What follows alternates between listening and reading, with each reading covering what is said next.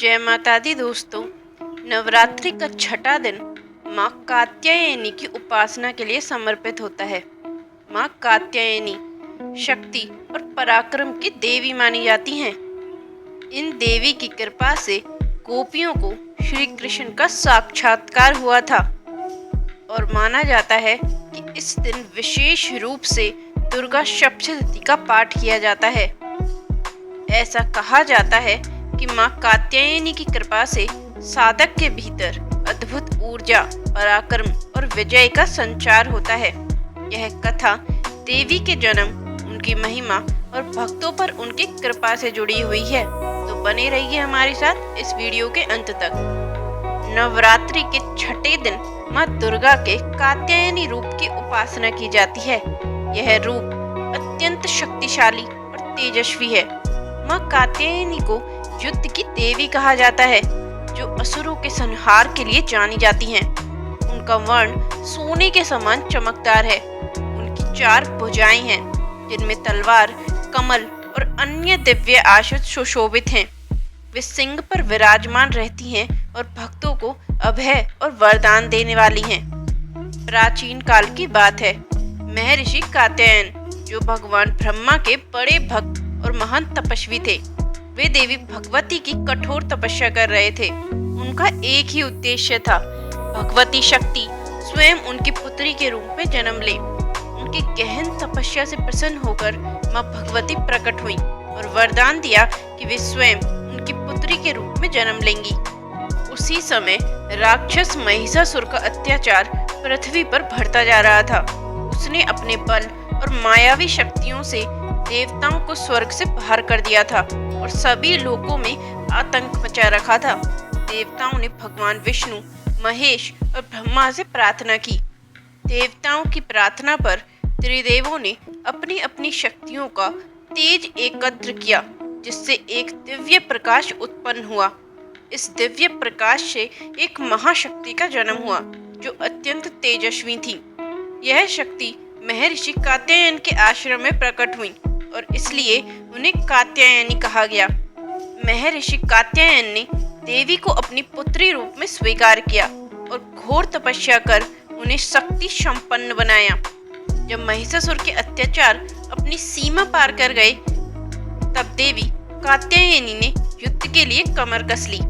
महिषासुर, जो अत्यंत बलशाली था और अनेक रूप धारण कर सकता था, जब देवी कात्यायनी की शक्ति को महसूस करता है तो वह उनका उपहास करता है। वह देवी को अपने साथ विवाह करने का प्रस्ताव देता है, लेकिन देवी उसकी दुष्टता से परिचित थी। उन्होंने महिषासुर को संहार के लिए ललकारा। महिषासुर ने विभिन्न रूप धारण कर देवी पर आक्रमण किया, लेकिन देवी कात्यायनी अपने दिव्य अस्त्र शस्त्रों से उसके हर वार को विफल कर देती थी। अतंत्य महिषासुर ने एक विशाल भैंसे का रूप धारण किया और देवी पर आक्रमण किया, लेकिन माँ कात्यायनी ने अपने त्रिशूल से उसके हृदय को भेद डाला और उसका संहार कर दिया। श्रीमद् भागवत गीता में वर्णित कथा के अनुसार ब्रज की गोपियों ने श्री कृष्ण को अपने पति रूप में पाने के लिए मार्गशीर्ष माह में माँ कात्यायनी की कठोर उपासना की थी। वे यमुना नदी में स्नान कर मिट्टी के शिवलिंग बनाती और माँ कात्यायनी की आराधना करती। उनकी निष्ठा और भक्ति से प्रसन्न होकर माँ कात्यायनी ने उन्हें आशीर्वाद दिया और उसी कारण गोपियों को भगवान कृष्ण का सानिध्य प्राप्त हुआ। यह कथा प्रेम, भक्ति और समर्पण का अनुपम उदाहरण है। माँ कात्यायनी की पूजा विधि। नवरात्रि के छठे दिन माँ कात्यायनी की पूजा विशेष महत्व रखती है। इस दिन भक्तों को स्वच्छ मन और शुद्ध हृदय से माँ का ध्यान करना चाहिए। सुबह जल्दी उठकर स्नान कर माँ की आराधना का संकल्प लें। माँ की प्रतिमा या चित्र के समक्ष घी का दीपक जलाएं। लाल फूल, रोली, चंदन, अक्षत और भोग अर्पित करें। दुर्गा सप्तशती के कात्यायनी श्लोक का पाठ करें। ओम देवी कात्यायनी नमः का 108 बार जप करें। ब्राह्मणों और कन्याओं को भोजन कराएं। देवी को शहद और गुड़ से बना प्रसाद अर्पित करें। इस दिन कन्याओं को भोजन कराकर उनका आशीर्वाद लेना अत्यंत शुभ माना जाता है। इस दिन गाय की पूजा करने से भी विशेष फल मिलता है। माँ कात्यायनी की पूजा करने से विवाह में आ रही बाधाएं दूर होती हैं। अष्टमी तक नवरात्रि का व्रत रखने वाले भक्तों को इस दिन विशेष ऊर्जा और शक्ति का अनुभव होता है। इस दिन साधना करने से रोग, भय और दुष्ट शक्तियों से मुक्ति मिलती है। एक बार एक राजा था जिसकी पुत्री का विवाह नहीं हो पा रहा था। वह बहुत चिंतित था। किसी ऋषि ने उसे माँ कात्यायनी की पूजा का विधान बताया। राजा ने पूरे भक्ति भाव से नवरात्रि के छठे दिन माँ की उपासना की। कुछ ही दिनों बाद उसकी पुत्री को योग्य वर मिला और उसका विवाह संपन्न हुआ।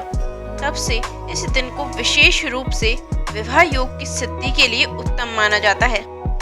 आज के समय में भी यदि किसी व्यक्ति को अपने जीवन में कठिनाइयों का सामना करना पड़ रहा हो, चाहे वह विवाह हो, करियर हो या किसी अन्य समस्या से जुड़ा हो, तो माँ कात्यायनी की साधना बहुत प्रभावशाली मानी जाती है।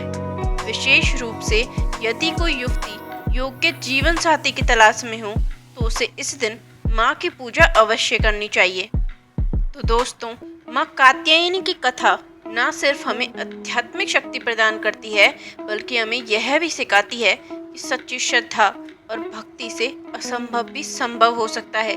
अगर आप भी अपने जीवन में किसी समस्या से जूझ रहे हैं तो माँ कात्यायनी की उपासना करें और अपने हृदय में विश्वास रखें कि माँ अवश्य ही आपकी मनोकामनाएं पूर्ण करेंगी। जो भी भक्त नवरात्रि के छठे दिन माँ कात्यायनी की आराधना करता है उसे सभी कष्टों से मुक्ति मिलती है, शत्रुओं पर विजय प्राप्त होती है, ग्रस्त जीवन में सुख, शांति और समृद्धि आती है, आध्यात्मिक उन्नति होती है और मोक्ष की प्राप्ति संभव होती है। अगर आपको यह कथा पसंद आई हो तो इसे लाइक करें, अपने दोस्तों और परिवार के साथ शेयर करें और हमारे चैनल को सब्सक्राइब करें ताकि ऐसी ही रोचक और प्रेरणादायक कहानियाँ आपको मिलती रहें। मिलेंगे एक और नए वीडियो के साथ। जय माँ कात्यायनी, जय माता दी।